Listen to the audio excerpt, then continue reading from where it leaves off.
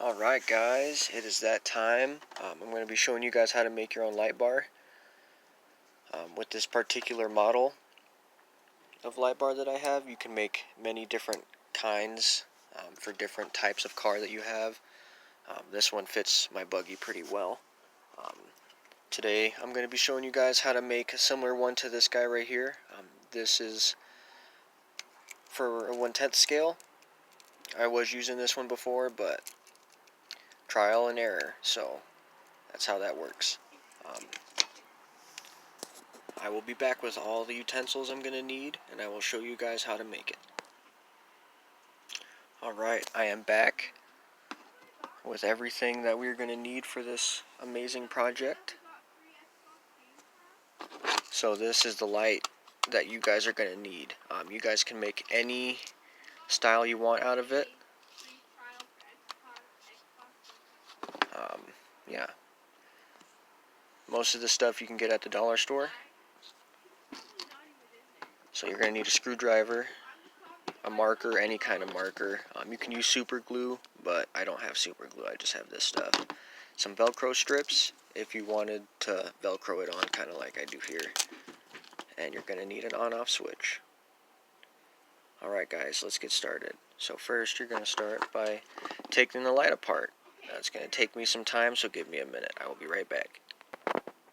Alright, I am back guys. I got it apart. This is the light bar. So depending on what kind of model you have, you can do a couple different things. You can kind of do what I did on my buggy and keep the plate, but I messed this one up, so I took it off this one and I replaced it with the new one so that I could have a brighter lens. You guys can also keep this too as like a reflectant. I painted this chrome, and just like I have on my buggy. So these two wires are very important. These are going to be connecting to the switch. So what I like to do is I like marking next to the wire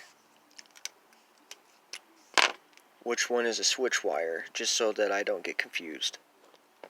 Because, yeah, I get confused a lot sometimes. And I'll also write it on the light bar to where, you know, just a good little reminder, just a little mark. And then, what I'm going to do now is I'm going to flip the light over. I'm going to take this off the back, because what you want to do is you want to look at where your positive and negative is going to be. Alright, so there's that. So pretty much that's how you do that. So now what I'm going to do is I'm going to take this reflector piece off. I'm probably going to use it later, but it just depends. It just depends on what happens. So what I'm going to do is I'm going to start marking where I'm going to cut it, because what you really want is you really want to save this battery pack and part of this piece right here. That's where I messed up on this guy. I didn't have a way to keep it closed, and I had it Velcroed shut, but I mean, I took it to the skate park and I bashed the shit out of it, and I broke the light bar immediately. The one I just made is way better.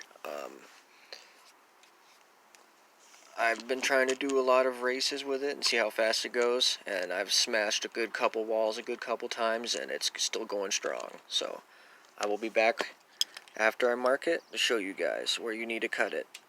And I'm also going to separate the light bar right quick too. You're going to take a flathead and you're just going to gently edge these nubs off, because you don't want to break the light bar or accidentally disconnect the solder points, because then you'll have to do more work, and who wants to do that? Alright, I'm back. So like I said, you can do many different things. For now I'm just making a tiny one, just because it's more kind of neutral and it adds less weight. So what we're going to do is you're going to mark around the battery pack, and you're going to disconnect, you know, the switches that were there, just because you're going to need this. This is what's going to be on your switch. You are definitely going to need a switch.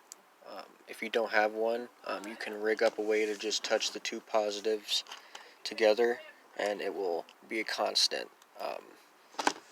You can use any switch. I took one off a burnt out ESC and that one worked on my buggy. You can use any kind of switch if you want. Right now I just got a random switch out of my shed that I just found for my old race car.